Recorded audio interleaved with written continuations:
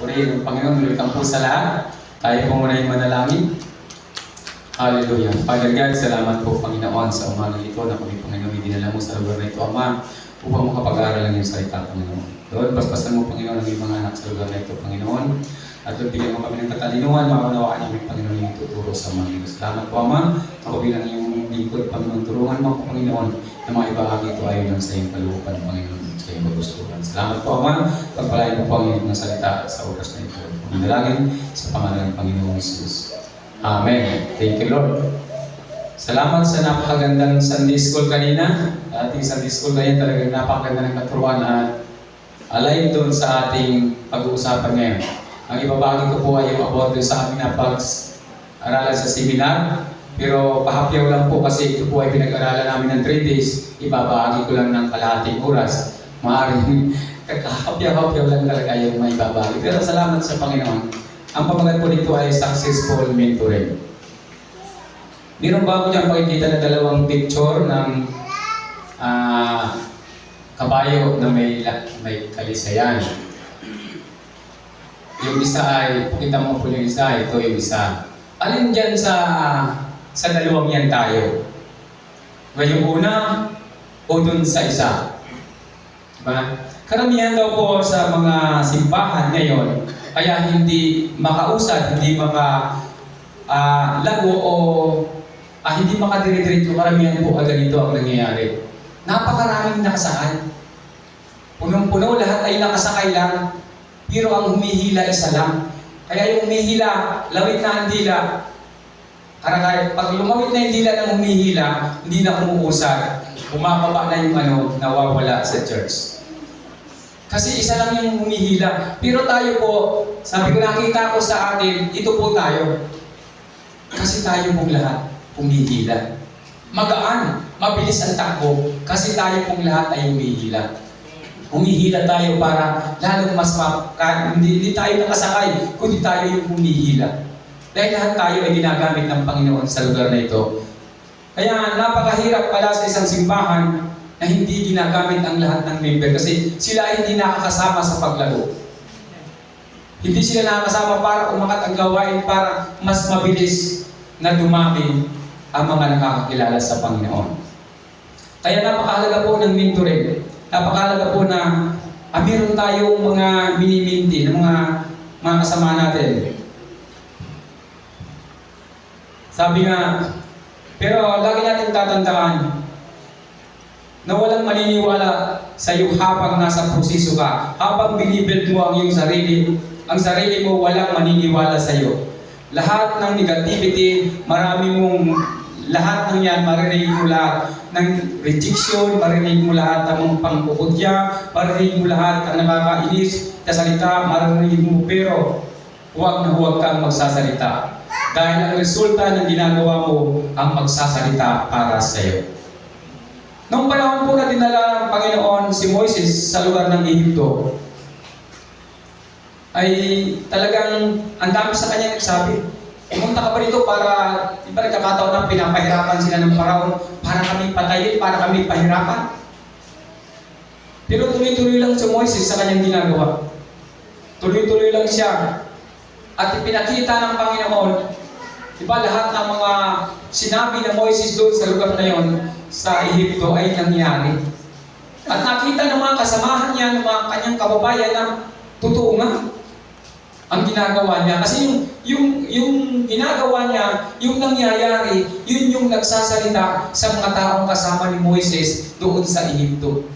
Yung mga himalang ginagawa ng Panginoon na sinasabi niya, yun ang nagsasalita. Hindi si Moises ang nagsasabi. Kaya sila'y naniwala. At sila ay napalaya. Tayo pong lahat, pag tayo po'y naniwala sa sinasabi ng Panginoon, tayo po ay makakalaya. Makakalaya po tayo sa ating pamumuhay. At napakahalaga po na tayo po ay mayroon po laging, kumbaga, meron tayong minimintor para sa atin. Sabi po sa Kawikaan 27 verse 17, sabi po dyan, bakal ang nagpapatalim sa kapwa bakal at isip ang nagpapatalas sa kapwa isipan. Napakahalaga po na tayo po ay mayroong, sabi nga, ang isang leader pala, ang pinakamahalaga sa isang leader, makakreate ka rin ng isang leader.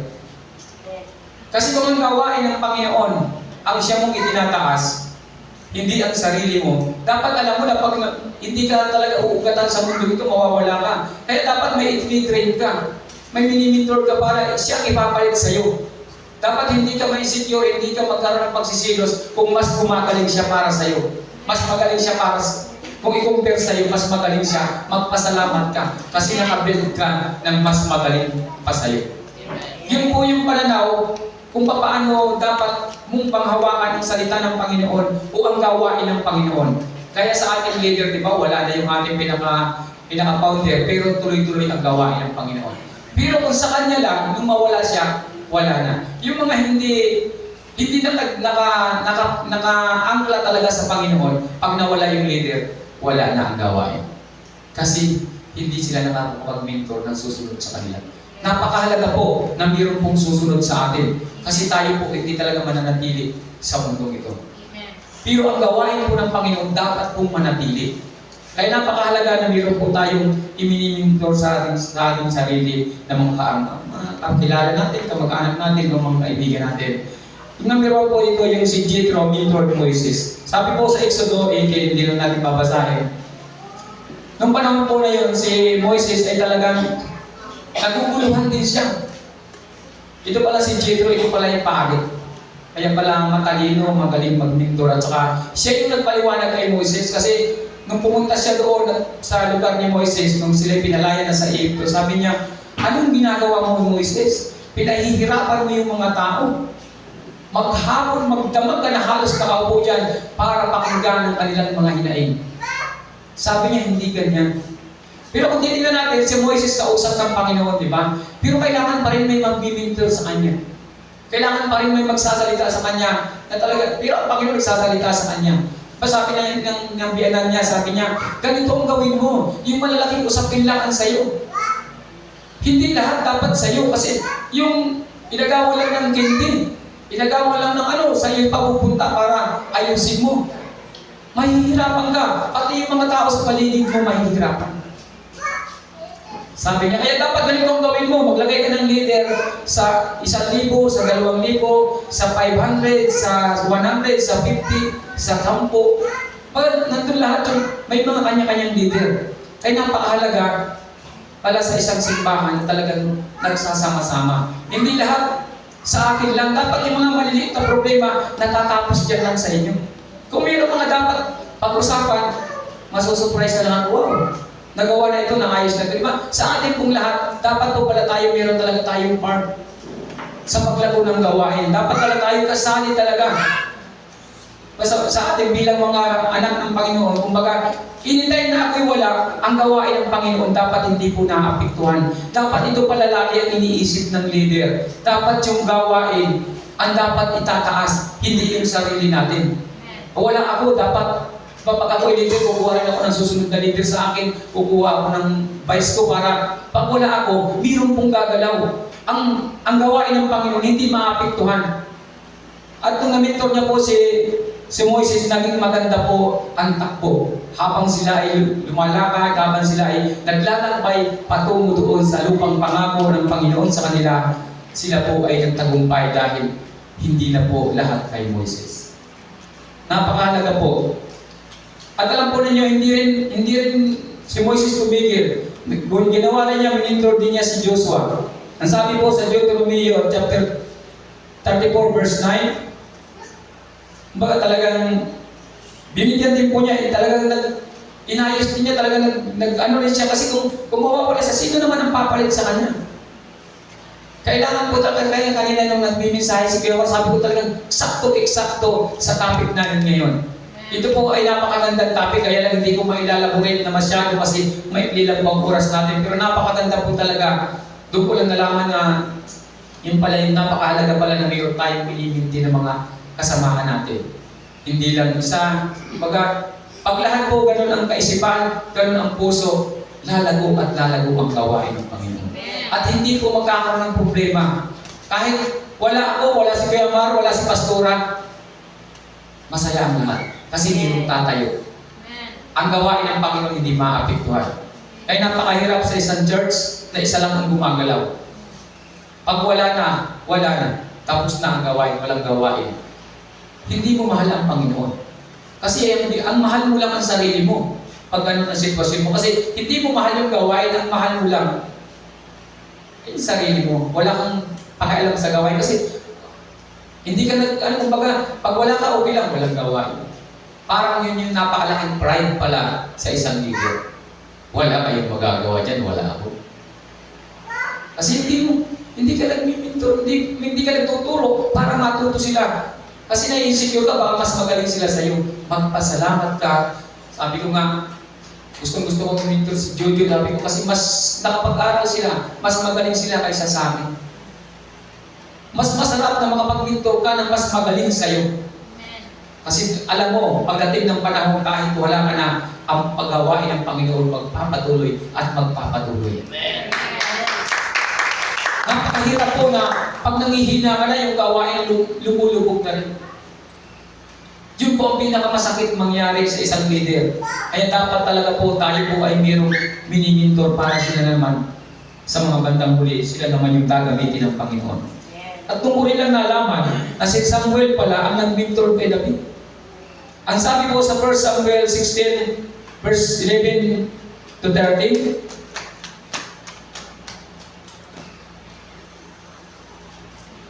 sabi po dyan, sinabi ni Elias, hindi pa ito.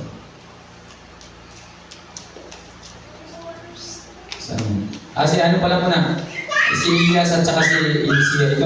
Itong pag-mentor, di ba si Elijah ay mentor niya si Elisea, di ba? Talagang kailangan din niya ng yung nag-mentor sa kanya, di ba talagang, kung titignan natin dyan, di ba lagi niya sinasabi sa ano po yan, sa 2 King chapter 2 verse 1 to 9. Hindi na natin basahin kasi medyo mahaba yan, pero pwede niyong basahin yan. Talagang kumuha rin siya ng kanyang talagang kumuha din siya ng kanyang ini-mentor. At alam mo kung titignan natin, napakatindi po ng nangyari kay Eliseo. Di ba? Talagang si Eliseo ata nagpababa ng apoy. Diba? Siya ang nagpababa ng apoy, siya ang humamon sa mga propeta, ang dami mga himalang ginawa niya. Paano na lang kung hindi nagkaroon ng mentor si Eliseo, si Elias, di ba? Paano na lang yun? Sinong susunod sa kanya? Kaya napakahalaga talaga na mayroon ka palang mini-mentor. Talagang may tinuturuan ka. At proud ka pag mas magaling ang naturuan mo. Alam mo kasi pag magaling siya, mas magaling pa yung matuturuan niya. Mas marami pang matututo sa kanya. Napakasaya po ng buhay pagiging Kristiyano pag ganun po ang nangyayari. Pag sa simbahan, halos lahat, pag tinawag mo, tumayo sa unahan, alam ang gagawin. Napakasaya po ng isang gawain. Na kumbaga, makikita natin, wow! Ay nakikita ko dito sa atin sa music tape, talagang ang dami nang tumutugtog. Ang dami ng studio, ang dami na niyang naturuan. Sabi ko yun ang talagang dapat. Na mayroon talagang matuturuan. Mayroon talagang, kung pag wala si Jojo, mayroon tutugtog. Hindi naapektuhan ang gawain ng Panginoon. Kasi ito po ang pinakamahalaga eh. Naalala ko tuloy yung samahan ng kumando, yung pinanood kong pelikula ng una, na ang goal nila talaga mapasok nila yung lugar na dapat nilang mapuntahan. Ngunit napakahirap ang daan kasi may bakod. Ang ginawa ng iba, tumaob sila doon, nakadapa sila. Talagang pagdapa nila, yung kanilang katawan ay tusok sa mga alambre. Kasi at sila yung ginawang daan. Sa likod nila, tumutungtong yung mga kasamahan nila para makalampas. Pero sila ay naiwan doon, patay na sila. Kumbaga, para lang makapasok sila ron. Kasi yung mission nila ang mahalaga. Hindi sila. Kasi sila, gumaganap lang sila. Diba sa pelikula, ang mahalaga yung bida. Yung mga gumaganap lang sila. Ang mahalaga sa atin ang Panginoon. Sa gawain ito, alam natin tayo mawawala, pero dapat ang gawain ng Panginoon, siya ang nagpapatuloy. Yun dapat ang ating ilagay sa puso natin at sa ating isipan. Kasi pag yung po nakalagay sa ating puso at isipan, mayroon lang tayong pagdaanan. Hindi mo po ito mapapansin. Bakit daw maraming tao nagtatagumpay? Kasi nakakonsentrate siya sa Panginoon. May pinagdadaanan man, mga problema, pero hindi niya ito napapansin. Kasi po nakakonsentrate siya sa Panginoon. At ang gusto niya talaga, magampanan ang gawain ng Panginoon. Kaya sila nakapasok sila doon sa kuta na gusto nilang pasukin, pero ang daming nag-sacrifice, pero nagtagumpay sila. Alam po ninyo, kahit marami nag-sacrifice at nagtagumpay ka sa isang misyon, napakasaya po. Kasi bandang huli, sasabihin, ito ang mga nagsakripisyo dyan. Ito yung mga gumalaw dyan ng panahon. Kaya ngayon, ito na yung gawain ng Panginoon. Diba? Ang sarap sa darating na panahon, mga after 20 years, makikita natin yung bitter just napakalaki na. Amen. At kami ay tutungkod-tungkod na lang. Yan ang mga nagsakripisyo. No? Kita mo, tutungkod-tungkod na lang. Diba? Pero nagpapatuloy. Paano kung walang maminto? Habang natutungkod kami, wala ng tao sa simbahan. Kaya sabi nga, pag wala kang naminto, wala talaga mangyayari kasi pagdating ng 30 years, ikaw na lang at pamilya mo ang nasa church. Baka nga yung pamilya mo wala na rin. Ikaw na lang, paikot-ikot ka ron, patungkod-tungkod ka ron. Kasi wala ka naminto. Walang natuto. Kasi yung pride mo malaki pa sa'yo. Malaki pa sa church. Lahat ng ginagawa nito, ikaw ang dapat maitaas. Ikaw ang dapat, ay, iba, ako ito eh. Eh siyempre, pag wala ka naman tinuruan, babagsak yung gawain. Wala na yung gawain, ang laki-laki pa ng pride mo. Nagmamalaki ka pa rin, kita mo. Mahina na ako, kaya wala yung gawain. Ang laki pa rin ng pride mo, hindi nawawala. Yun pala ang dahilan. Kaya ang daming gawain, hindi umangat. Kasi ang laki ng pride ng leader. Mahina na, tutungkod-tungkod pa pinagmamalaki pa yung pride mo. Iniwan na ng pamilya, ayaw na rin sumama sa kanya. Kaya dapat po matuto tayo na magturo, ibahagi ang kaalaman natin para sa Panginoon. Sabi ko nga, kailangan pala talaga sa atin mayroong pag-aaral. Sabi ko, gusto ko rin mag-usap kami ni Kuya Mar. Alam mo po, napakalaking tulong sa akin si Kuya Mar sa mga advice niya sa akin. Sabi ko, para siyang si Jethro na dumating sa buhay ko. Ba? Talagang kailangan natin. Kaya pala yung mga presidente, mayroon silang advisor pa rin. Kahit, di ba, sila mga matatalinong tao yung presidente, pero kailangan pa rin ng advisor. Talagang kailangan po natin na mayroong magmimitor sa atin. Mayroong pa rin talagang kailangan na kasamahan tayo para magpalakas at magturo sa atin. Ito po sa number 4, yung kay Samuel Mentor TV. Ngayon ko lang nilalaman sa aming pag-aaral na si Samuel pala nag-mentor kay David. Akala ko hindi siya sa pagbabasa ko. Nung ko lang nalaman. Sabi po sa 1 Samuel 16 verse 13, yan po mababasa natin. Kaya tinanong ni Samuel si GC, mayroon ka pa bang anak na wala dito? Mayroon pang isa, ang bunso na nagpapastol ng mga tupa, sagot ni GC. Sinabi ni Samuel, ipasundo mo siya. Hindi natin sisimulan ang paghahandog ng hanggat hindi siya dumarating. At sinundo nga ang anak na ito ni GC. Siya ay magising na binatilyo, malusog at maganda ang mga mata. At sinabi ni Yahweh, kay Samuel, siya ang pinili ko. Ubusan mo siya ng langis. Kinuha ni Samuel ang sungay na sinisidla ng langis at binuhusan niya si David ng langis sa harapan ng kanyang mga kapatid. At nilukuban si David ng espiritu ni Yahweh. Mula noon, sumakanya na ang espiritu ni Yahweh. Pagkatapos, si Samuel ay bumalik naman sa Rama. Purihin ang Panginoon. Napaka-saya po. Ba? Si Samuel pala, siya pa rin ang nag-mentor kay David. At dahil yung kanyang mentor sa kanya, nakita natin yung power ni Samuel, di ba? Yung kanyang pagsunod sa Panginoon, kaya po pala si David naging matagumpay. Lahat ng pinagdaanan ni David talagang matindi yung pinagdaanan niya, pero siya nagtagumpay. Kasi nilukuban siya ng banal na espiritu at talagang yung nag-mentor sa kanya, hindi po basta-basta. Kaya napakalaga, pero hindi agad siya naging hari, di ba? Nung siya ay binuhusan ng langis, ang dami pa niyang pinagdaanan. Ang dami pang nangyari sa buhay niya. Pero palibasa, pag tayo po ay binuhusan ng langis ng Panginoon, tayo po ay binasbasan ng Panginoon. Magpatuloy po tayo. Gumawa po tayo at hindi po tayo dapat mag-alinlangan sa ating pong pagtuturo sa mga tao ating nakakasalamuha. Kaya napakahalaga pala talaga na mayroong susunod at susunod sa atin. Salamat sa Panginoon dito sa atin sa Bethel Church. Dito talaga lahat gumagalaw. Kaya habang nag-aaral kami doon, may mga nakikinig din ako ng mga pastor nagsasabi, hirap naman kasi minsan sa mga member natin. Sabihan mo, busy kasi pastor. Meron kasi kaming meron kaming pupuntahan, ganito. Sabi niya kasi, hindi naman kami kasi hindi kami nag-aaral niya, kaya hindi namin magawa.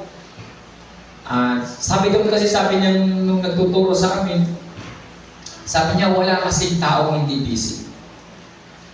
Sabi niya, baka naman hindi mo iniluluhod.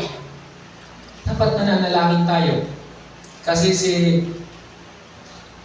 ang Panginoong Hesus, nanalangin po siya bago niya kinausap yung kanyang mga disipulo, bago siya pumili ng 12. Sa panglima po, Jesus mentored His disciples. Yung mga apostles po niya, minister. Sabi po sa Lucas 6, verse 12 hanggang 16, ang sabi po dyan, kung hindi kayo magpapakatiwalaan sa kayamanan ng iba, sino ang magbibigay sa inyo? Diba yan? Lucas 6:12.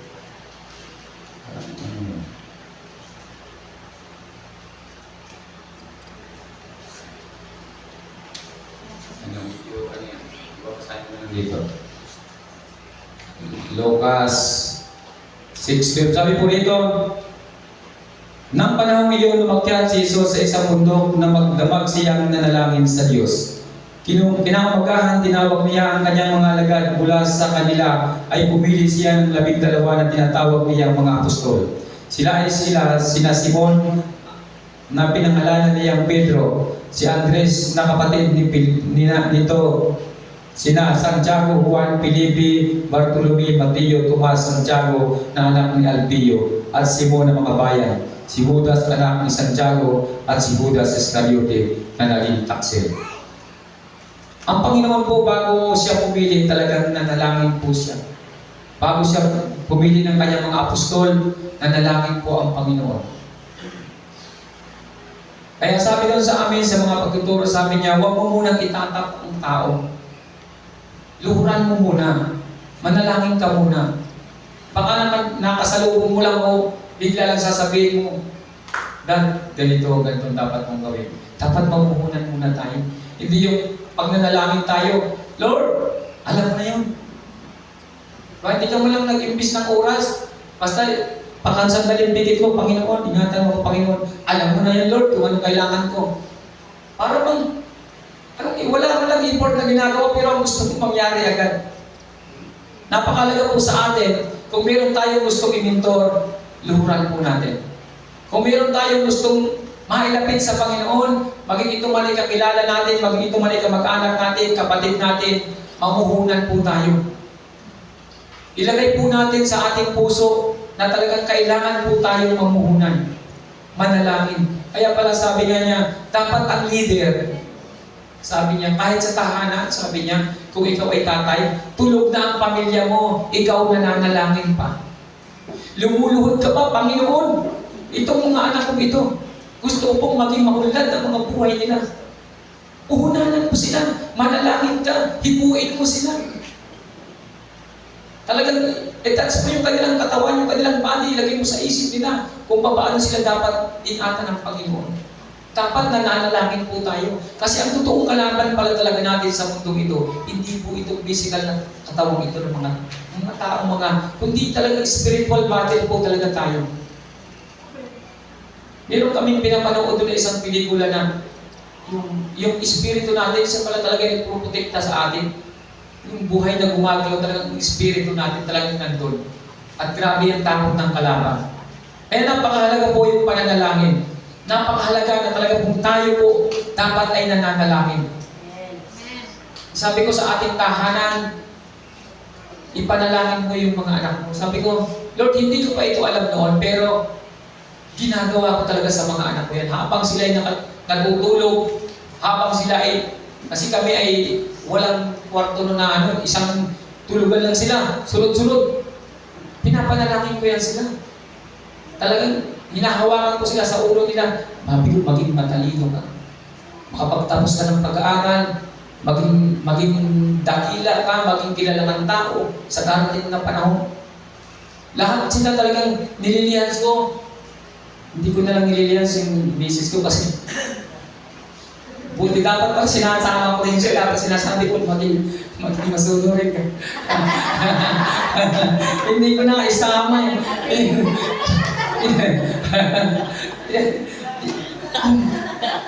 Talagang ginagawa ko sa mga anak ko yan habang natutulog sila. Pinapag-pray ko sila yung gusto kong mangyari sa kanila. Panginoon, ganito ang gawin ko sa mga anak ko. Kaya noong makakilala ko sa Panginoon, lahat ng bisyo ko, tinanggal talaga. Nawala. Kasi, paano ko i-mentor yung mga anak ko, paano ko sasabihin, dapat huwag kayong mag-bisyo, huwag kayong mag-sigarilyo. Naninigarilyo ako. Paano yun? Siyempre, sasabihin ko nun, dapat kung matuto kayo manigarilyo, dapat yung magaling kayo. Kumbaga, kung natuto kayo mag-inom, dapat yung hindi kayo basta-basta nalalasing. Kasi yun ang sasabihin mo, kasi yun ka eh. Diba? Kaya dapat yung ano yung gusto mong mangyari sa pamilya mo, gawin mo na agad. Bago pa lang gawin mo na. Ipag-pray mo. Habang tulog yung mga anak ko, yan, alam mo, yan po ang pinakamaganda. Kasi wala silang magagawa. Uulam ng uuyan sila. Uulam ng uuyan, walang kasi tulog sila lahat eh. Tulog lahat. Pero isama niyo yung misis niyo. Isama niyo na. Kasi ako may nalimutan ako nun eh. May nalimutan ako. Kaya isama niyo na. Pag-pray niyo. Eh napakahalaga po. Hindi lang natin sila minimentor sa ating physical na katawan. Pati sa spiritual, binabatin po natin. Talagang ipinabatin natin yan. Ipinapanalangin natin. Hindi po kayo magkakamali. Lahat ng anak ng magiging matagumpay. Kasi nandun na yung proteksyon ng Panginoon sa kanila. Nandun pa yung guide mo. Pag gising nila, i-guide mo pa sila. Paano sila madadaya ng kaaway? Hindi ko malimut-limutan yung sinasabi ni Kuya Jan sa kanyang Sunday school. Lagi niya sinasabi, pag hindi mo naturuan ang bata sa loob ng tahanan, lahat ng natutunan yan sa labas, dadalhin sa loob. Pero pag naturuan mo yan sa loob, lahat ng alam niya sa loob, dadalhin yan sa labas. At may matututo pa sa kanya. Pero pag wala yang nalaman sa loob, pag lahat ng malaman yan sa labas, dadalhin sa loob. At magiging problema mo yan pagdating ng panahon. Ay napakahalaga po na hasang-hasang. Mini-mentor talaga natin. Kaya ang Panginoong Isus, napakatindi po niya mag-mentor. Hindi lang basta-basta talagang hindi niya iniiwan. Talagang one-on-one niya, talagang ibang klase yung pagtuturo niya. Talagang dapat maituro niya talaga. Eh sabi ko, Panginoon, sarap talaga ng, sabi ko, hindi ko pa ito alam nun, pero yung mga anak ko, lagi ko yan. Pag si Jojo kausap ko, laging sinasabi ko sa kanya, pinalalakas ko lagi yung kanyang pananampalataya sa Panginoon. Lahat ng mga anak ko, ganyan ang aking sinasabi lagi sa kanila.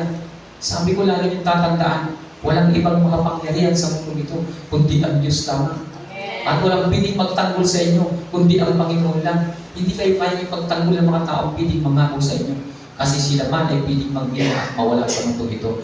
Ang Diyos lang ang mananatili sa mundo ito hanggang gusto ng Panginoon. Kumbaga, sabi ko nga, walang ibang masarap kasama, kundi ang Panginoon.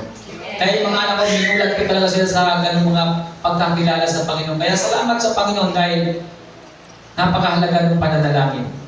Kaya silang lahat ay talagang lumaki na, hindi ko sila nakitaan ng ano eh. Kasi nung sila kasi nag-aaral pa, ako kasi yung ama na siguro sobrang mapagmahal o kasi isipin mo sila, high school na yan ha. Hatid sundo pa yan. Inihahatid ko yan sa school. Kaya wala silang girlfriend at high school. Wala kasi, hatid sundo, pag diwilim na, bakit wala pa? Pupuntahan mo na yan, kukunin sa school. Siguro sinasabi ng mga anak, pambira naman si Papa. Hindi ba na kami makapangligaw nito? Wala, kaya alam ko sila hanggang sa nag-college na. Talagang bago lang sila, kaya sabi ko nga sure yung kanilang mga naging asawa. Sila yung mga first love yun nila. Mana sa akin. Mana lang yan. Kaya, di ba? Kaya napakasarap po na ang ating pong pamilya ay mamintor natin. Sila po pala talaga ang una dapat nating minimintor, ang ating pamilya.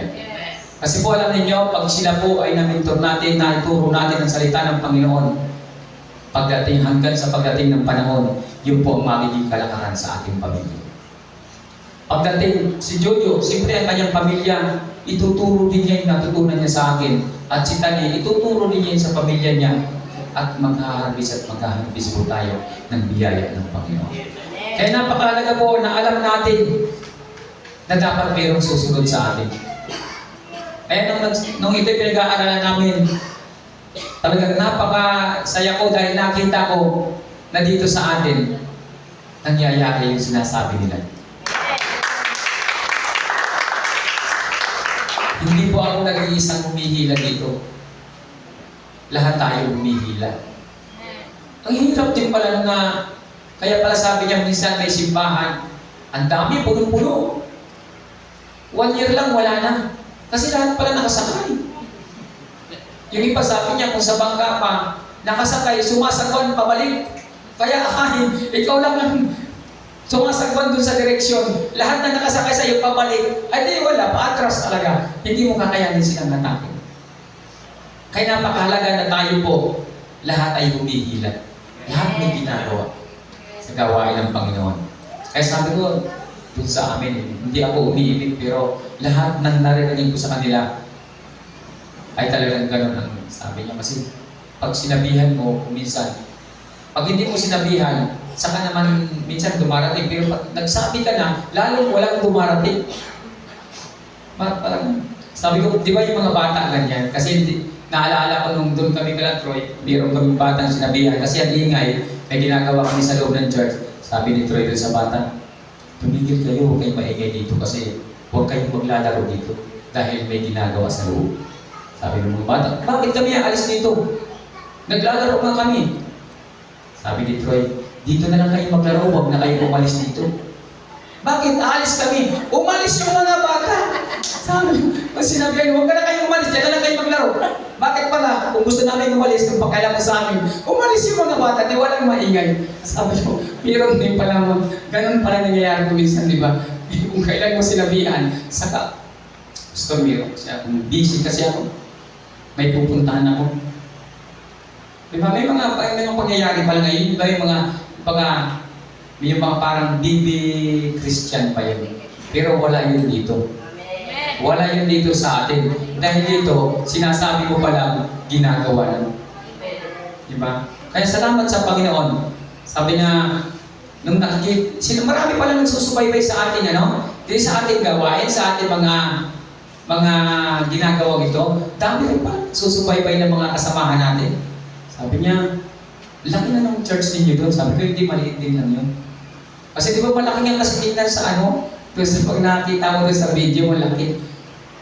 Ay kasi sila pala sa kanilang prayer, sa kanilang minsan, 2, 3, ganun lang sila. Yung panag ng prayer sa kanila. Ay dito sa atin talagang panag-pray tayo parang simba. Parang simba. Mga 20 na, sobra 20. Ay sabi ko, salamat sa Panginoon. Dahil dito sa atin, yung lahat ng pinag-aralan namin sa Mentoring, marami po ang nangyayari dito sa atin. Kaya halos lahat gumagalaw, lahat binibigyan ng part. Sabi ko, salamat sa Panginoon. At talagang mayroon din, marami rin nagtanong sa akin, may mga hinaing talaga. Ang hirap naman kasi, ilang beses ka na nagpa-practice, di ka rin pinapansin. Sabi niya. Tapos, kailangan mo pang ng alhating taong pagpapractice bago ka isama sa kanilang team. Sabi niya, kaya sino ba namang magkatsaga? May mga ganun. Dito ako reklamo ng iba. Sabi ko, importante Kristiyano na kung para sa akin lang, sabi ko rin sa nakausap kong pastor, hindi naman ikaw magbabago yan ng Panginoon naman. Siyempre ka pag mayroon siyang part, siyempre, magsisikap naman yan Hindi naman yung tatayo na hindi mag-aral. Sabi niya, ganun pala talaga yung paturuan. Dapat pala talaga magbibigay ng time, mahabang panahon. Yun yung unang katuruan ng mga pastor. Kaya pala noon, 10 taon na ako sa gawain, wala pa ako, di pa ako nakapag-opening prayer. Kasi marami pala talagang pagdadaanan kaya bago mga ganon. Kasi yung mga kasabayan ng mga pastor na hindi nagpapadoktor. Noong una, madalang talaga rin nagpapadoktor ng mga pastor ng Foursquare. Pero gumagaling, believe ka naman sa faith nila. Gumagaling sila. Hindi nagpapadoktor. At kung sa pinuntahan namin, mayroon pang ganon. Eh sabi ko, talagang napakahalaga na yung mayroon talagang pag-aaral. At ngayon po, alam nyo, masaya-masaya yung mga pastor na kasi nagkaroon talaga ng direksyon. Sabi niya, ito pala ang dapat. Para hindi na lang atin lahat. Kasi mapagod din talaga, sabi niya. Sa follow-up, lahat-lahat. Sila ang surrender nila ang follow-up. Ito, sabi ko nga mga sunod na tayo ng-meeting, para mayroon talaga magpa-follow-up. Hindi pala talaga yan sa pastor ang follow-up na yan. Hindi pala yan sa amin. Hindi pala talaga kami dapat ang mag-follow-up. Pero sabi ko, Lord, salamat kasi hindi talaga ako nagkaroon ng sa pag-follow-up. Hindi ko talaga nananalangin lang ako. Yung pala, hindi talaga yung pala sa amin. Sabi niya, ang nanganganak ng tupa ay ang mga tupa. Sabi niya, sila dapat ka nang magpa-follow-up, sabi niya. Tingnan mo kung sino yung pwede. Kaya sabi ko, salamat sa katuruan. Kaya sa mga susunod tayo po yung mag-meeting para sa ating pong, kumbaga, dapat pala nakakalendar, ilang kalagay dyan lahat. Lahat ng activity ngayong taon, dapat nakalagay na pala. Para lahat tayo alam natin, ay may gawain tayo sa ganung punta tayo. Para wala tayong, lahat nakakaalam, lahat ng member alam. Dapat pala ganun. Para alam din natin, hindi mo ako iimbitahin sa ganun kasi alam mo, ay ganung araw, may ano yan si pastor, may lakad yan. Nakakaalindar lahat pala yan para alam mo kung saan ka pwedeng mag-imbita. Pati yung mga birthday, lahat alam pala. I-record mo rin kung sino yung naghahanda. Hindi ko lang yun. Kasi dapat na. Para mas sabi kasi nung iba, kung minsan daw sa follow-up, ang pinupuntahan lagi, nagpapakain lagi, yung hindi. Kaya sabi niya, dapat pala yung team ng follow-up, talagang dapat mayroong generosity, dapat marunong talagang yung puso, dapat yun ibibigay mo sa pagpapalo-up. Kasi yung handa pa rin magbigay. Diba? Napakahirap. Yung follow-up pala yung sa lahat ng gawain yun ang hindi po basta ang mag-follow-up. Kasi kailangan dyan mayroon ng budget. At dapat yung binabudgetan ng simbahan. Kawawa naman yun. Ako naman nag-follow up, pilay-pilay na ako maglakad, ako pa yun. Bulsa ko pa, di ba? Kaya salamat sa Panginoon. Sana po tayong lahat ay mayroon ng i-disciple. Mayroon po tayo dapat lahat. Sabi ko nga, kung tayong lahat magkakaroon ng disciple, kada isa mayroon isa, talaga pong dadami at dadami tayo. Sa susunod na taon, kung isipin mo ngayong taon, nag-iisip ka na kung hindi yung i-mentor ko parating mentor ko pala yung kapatid ko. Talagang, parating ng panahon, maisama mo siya, isipin mo na, sabi ng Panginoon, kung may isang naligtas, libo-libo ang hindi ng tutuwa sa kalamitan. At doon po tayo magkakaroon ng reward. Salamat sa salita ng Panginoon, tayo po muna ay manalangin. Father God, salamat Lord sa umagang ito, Panginoon, sa inyong mga salita, Panginoon. Dalangin ko Lord, ang bawat sa amin, Panginoon, pagkaroon kami, Panginoon, ng puso na magtuturo, Panginoon. Makadala kami, Panginoon, sa iyong harapan, Panginoon, ng mga tao maglilingkod sa iyo, Ama. Tulad, Panginoon, nila Moises, Panginoon, nila Joshua, Panginoon, nila King David, Panginoon. Salamat, Lord, lalo tigit sa amin, Panginoon, kay Panginoon Jesus, na mentor, Panginoon, sa mga disciples, Father God. Lord, bigyan mo kami ng puso, ganun, Panginoon, na kung dumating man ang panahon, Panginoon, na hindi na namin kaya, mayroong papalit, Panginoon, para ang inyong gawain sa lugar na ito, Panginoon, ay magpapatuloy hanggang sa habang panahon, Panginoon. Salamat po, Ama, pagpalain mo ang mga anak sa lugar na ito. Dalangin sa pangalan ng Panginoon Jesus. Amen. Okay.